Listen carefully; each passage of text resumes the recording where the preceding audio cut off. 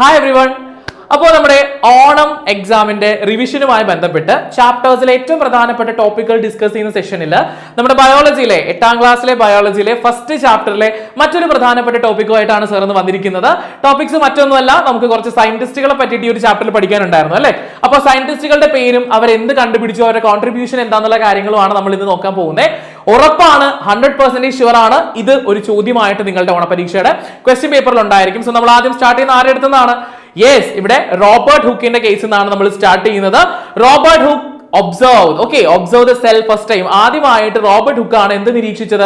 കോശത്തിനെ, സെല്ലിനെ കണ്ടുപിടിച്ചത് അല്ലെങ്കിൽ സെല്ലിനെ ഒബ്സർവ് ചെയ്ത് നിരീക്ഷിച്ചത് നമ്മുടെ റോബർട്ട് ഹുക്ക് എന്ന് പറയുന്ന സയന്റിസ്റ്റ് ആണ്. ഓക്കെ, ദെൻ ഇത് കൂടാതെ നിങ്ങൾക്ക് എക്സാമിന് ചോദിക്കാൻ പോകുന്ന കാര്യങ്ങളാണ് റോബർട്ട് ബ്രൗണിന്റെ കാര്യങ്ങൾ, MJ ഷ്ലീഡൻ കണ്ടുപിടിച്ചത് എന്താണ്, തിയോഡർ ഷ്വാൻ കണ്ടുപിടിച്ചത് എന്താണ്, റുഡോൾഫ് വിർഷോ കണ്ടുപിടിച്ചത് എന്താണ്. ഓക്കെ, അപ്പൊ റോബർട്ട് ബ്രൗണിന്റെ കണ്ടുപിടുത്തം discovered the centre of the cell and named it the nucleus. ഒരു സെല്ലിന്റെ, കോശത്തിന്റെ കേന്ദ്രഭാഗം, സെന്ററിൽ ഇരിക്കുന്നത് ന്യൂക്ലിയസ് ആണെന്നും അതിന് ന്യൂക്ലിയസ് എന്ന് പേര് കൊടുക്കുകയും ചെയ്തത് നമ്മുടെ റോബർട്ട് ബ്രൗൺ ആണ്. 1831 അദ്ദേഹം ആ കണ്ടുപിടുത്തം നടത്തിയിട്ടുള്ളത്. ഇനി 1838 വരുമ്പോ MJ ഷ്ലീഡൻ എന്ന് പറയുന്ന ഒരു scientist found out that the body of a plant is made up of cells. ഒരു സസ്യത്തിന്റെ ശരീരം അല്ലെങ്കിൽ സസ്യ ശരീരം ഉണ്ടാക്കിയിരിക്കുന്നത് മുഴുവനും സെൽ എന്ന് പറയുന്ന കോശങ്ങൾ കൊണ്ടാണ് അല്ലെങ്കിൽ സെൽസ് കൊണ്ടാണ് പ്ലാന്റ്സിന്റെ ബോഡി ഉണ്ടാക്കിയിരിക്കുന്നത് എന്ന് ആര് കണ്ടുപിടിച്ചു? MJ ഷ്ലീഡൻ കണ്ടുപിടിച്ചു. 1839 നമ്മുടെ അടുത്തൊരു സയന്റിസ്റ്റ് ആയിട്ടുള്ള തിയോഡർ ഷ്വാന്റെ കണ്ടുപിടുത്തമായിരുന്നു. Yes, found out that the body of an animal is made up of cell. അനിമൽസിന്റെ, ജന്തുക്കളുടെ ശരീരവും ജന്തു ശരീരവും അല്ലെങ്കിൽ അനിമൽസിന്റെ ബോഡിയും ഉണ്ടാക്കിയിരിക്കുന്നത് എന്ത് വെച്ചിട്ടാണ്? സെൽസ് ഉപയോഗിച്ചിട്ട് അല്ലെങ്കിൽ സെൽസ് കൊണ്ടാണ്, കോശങ്ങളാൽ നിർമ്മിതമാണെന്ന് കണ്ടുപിടിച്ചു. ഫൈനലി ഒരാളൂടെ വരുന്നുണ്ട്, റുഡോൾഫ് വിർഷോ ആണ് അടുത്ത ആൾ വരുന്നത്.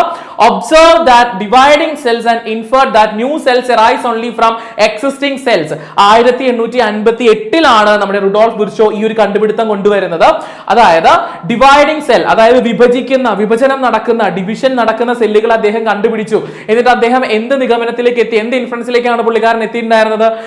പുതിയ സെല്ലുകൾ ഉണ്ടാകണമെന്നുണ്ടെങ്കിൽ അതിനു മുന്നേ ഒരു പ്രീ എക്സിസ്റ്റിംഗ് സെൽ ഉണ്ടായിരിക്കണം. ഓൾറെഡി നിലനിൽക്കുന്ന ഒരു കോശത്തിൽ നിന്ന് മാത്രമായിരിക്കും മറ്റൊരു പുതിയ കോശം ഉണ്ടാകുന്നത് അല്ലെ. All the new cells are arising from A pre existing cell. മുന്നേ എക്സിസ്റ്റ് ചെയ്യുന്ന, നിലനിൽക്കുന്ന ഒരു കോശത്തിൽ നിന്ന്, ഒരു സെല്ലിൽ നിന്ന് മാത്രമായിരിക്കും മറ്റൊരു സെൽ അല്ലെങ്കിൽ മറ്റൊരു കോശം എന്താ ചെയ്യുന്നത്? ഉണ്ടായി വരുന്നത്. ഓക്കെ അല്ലേ? അപ്പൊ സയന്റിസ്റ്റുകളുടെ കാര്യം മറക്കരുത്. ഈ തിയോഡർ ഷ്വാനെയും അതുപോലെ തന്നെ നമ്മുടെ MJ ഷ്ലീഡനെയും പറ്റി പഠിക്കുമ്പോൾ നമ്മൾ നോക്കേണ്ട മറ്റൊരു പ്രധാന ടോപ്പിക് ഉണ്ട്. ഓക്കെ, നമ്മൾ മൂവ് ചെയ്യുന്നുണ്ട്. യെസ്, സെൽ തിയറി ഉറപ്പ് ക്വസ്റ്റ്യൻ ആണ് കേട്ടോ, ഷുവർ ക്വസ്റ്റ്യൻ. ഇതില്ലാതെ നിങ്ങൾക്ക് ഓണപരീക്ഷയ്ക്ക് ക്വസ്റ്റ്യൻ പേപ്പർ വരില്ല. ഓക്കെ, അപ്പൊ സെൽ തിയറി ഫോർമുലേറ്റ് ചെയ്തത് ഒരാളല്ല, 2 പേര് കൂടെയാണ് സെൽ തിയറി പ്രപ്പോസ് ചെയ്തത്. ആരൊക്കെയായിരുന്നു? നമ്മുടെ MJ ഷ്ലീഡനും അതുപോലെ തന്നെ തിയോഡർ ഷ്വാനും. 2 പേരും കൂടി ഒരുമിച്ചിട്ടാണ് സെൽ തിയറി എന്ന് പറയുന്ന ഒരു കോൺസെപ്റ്റ് കൊണ്ടുവരുന്നത്. എന്തായിരുന്നു 2 കോൺസെപ്റ്റുകൾ? അതിന്റെ പ്രധാന ആശയങ്ങൾ, 2 കോൺസെപ്റ്റുകൾ എന്തൊക്കെയായിരുന്നു? The body of all live organisms is made up of cells. അതായത് എല്ലാ ജീവജാലങ്ങളുടെയും ശരീരം ഉണ്ടാക്കിയിരിക്കുന്നത് കോശങ്ങൾ കൊണ്ടാണ്, അല്ലെങ്കിൽ എല്ലാ ജീവജാലങ്ങളുടെയും ശരീരം കോശ നിർമ്മിതമാണ്, made up of cells. Cells കൊണ്ടാണ് ഉണ്ടാക്കിയിരിക്കുന്നത് എന്ന് പഠിച്ചു അല്ലെ, അല്ലെങ്കിൽ പറഞ്ഞു തന്നു നമുക്ക് അവര്. Cells are the structural and functional unit of organism. എല്ലാ ഓർഗാനിസംസിന്റെയും, എല്ലാ ജീവജാലങ്ങളുടെയും ശരീരത്തിന്റെ, ബോഡി ഉണ്ടാക്കിയിരിക്കുന്ന സ്ട്രക്ചറൽ ആൻഡ് ഫങ്ഷണൽ യൂണിറ്റ് എന്ന് പറയുന്നത്. അപ്പൊ ഘടനാപരമായിട്ടാണെങ്കിലും ജീവധർമ്മപരമായിട്ടാണെങ്കിലും ഈ പറയുന്ന സെല്ലുകളാണ് എല്ലാവരുടെ ബോഡിയും നിർമ്മിച്ചിരിക്കുന്നത്. സെല്ലുകൾ കൊണ്ടാണ് എല്ലാവരുടെ ബോഡിയും ഉണ്ടാക്കിയിരിക്കുന്നത് എന്നുള്ളൊരു കോൺസെപ്റ്റ് അത് കൃത്യമായിട്ട് കൊണ്ടുവന്നത് നമ്മുടെ ഈ സെൽ തിയറിയിൽ MJ ഷ്ലീഡനും അതുപോലെ തന്നെ തിയോഡർ ഷ്വാൻ എന്ന് പറയുന്ന ഈ 2 സയന്റിസ്റ്റുകളോട് ഒരുമിച്ച് ചേർന്നിട്ടാണ്. ഓക്കെ, ദെൻ ആഫ്റ്റർ ദിസ് കണ്ടോ, കോശ സിദ്ധാന്തം കൃത്യമായിട്ട് പഠിച്ചു വയ്ക്കുക. എന്താണ് കോശ സിദ്ധാന്തം എന്നുള്ളതും അതിന്റെ പ്രധാനപ്പെട്ട 2 മെയിൻ കോൺസെപ്റ്റുകളും കൃത്യമായിട്ട് നോക്കിയെന്ന് ഉറപ്പ് വരുത്തിയിട്ട് വേണം നമുക്ക് എക്സാമിന് പോകാനായിട്ട് കേട്ടോ. ഓക്കെ അല്ലേ? സെറ്റ് ആയിരിക്കുമല്ലോ? ഓക്കെ, ദെൻ ആഫ്റ്റർ ദിസ് മക്കളെ, ഫങ്ഷൻസ് ഓഫ് സെൽസ്. ഇത് പ്രധാനപ്പെട്ട ഒരു ചോദ്യമാണ്. കോശത്തിലെ ജീവധർമ്മങ്ങൾ എന്തെല്ലാം, കോശം ചെയ്യുന്ന നമ്മുടെ ബോഡിയിൽ അല്ലെങ്കിൽ അനിമൽസിന്റെ ബോഡിയിൽ, പ്ലാന്റ്സിന്റെ ബോഡിയിൽ സെല്ലുകൾ എന്തൊക്കെ ഫങ്ഷൻസ് ആണ്, എന്തൊക്കെ ധർമ്മങ്ങളാണ് നിർവഹിക്കുന്നത്, ചെയ്യുന്നത്?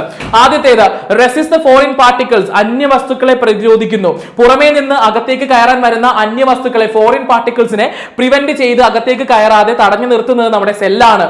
അതുപോലെ റിലീസ് എനർജി ഫ്രം ന്യൂട്രിയൻസ്. നമ്മൾ കഴിക്കുന്ന പോഷകങ്ങളിൽ നിന്ന് ശരീരത്തിന് ആവശ്യമായിട്ടുള്ള ഊർജ്ജം സ്വതന്ത്രമാക്കി തരുന്നതും ഇതേ സെല്ല് തന്നെയാണ്. Then synthesise biomolecules. ജൈവ തന്മാത്രകൾ അല്ലെങ്കിൽ ബയോമോളിക്യൂളുകൾ സിന്തസൈസ് ചെയ്യുന്നു, നിർമ്മിക്കുന്നു അല്ലെ. 3 ഫംഗ്ഷനുകളും കൃത്യമായിട്ട് പഠിച്ചു വെക്കുക. 3ഉം എക്സാമിന് ചോദിച്ചു കഴിഞ്ഞാൽ എഴുതേണ്ട ഫംഗ്ഷൻ ആണ്. 1.5 മാർക്കിന്റെ ചോദ്യമായിട്ടായിരിക്കും വരുന്നത്. ഓരോന്നിനും 1/2 മാർക്ക് വീതമായിരിക്കും ഡിസ്ട്രിബ്യൂട്ട് ചെയ്യുന്നുണ്ടാവുക മാർക്ക്. അപ്പോ ഈ പ്രധാനപ്പെട്ട ടോപ്പിക്കുകൾ കൂടാതെ ഇനിയുണ്ട് ഈ ചാപ്റ്ററിലെ ഏറ്റവും പ്രധാനപ്പെട്ട മറ്റു പല ടോപ്പിക്കുകളും. അപ്പോ അത് അത്രയും ഇമ്പോർട്ടന്റ് ആയിട്ടുള്ള ഇനിയുള്ള മറ്റു ടോപ്പിക്കുകളുമായി നമുക്ക് മറ്റൊരു വീഡിയോയിൽ വീണ്ടും കാണാം. അതുവരെ എല്ലാവർക്കും ബൈ, സീ യു.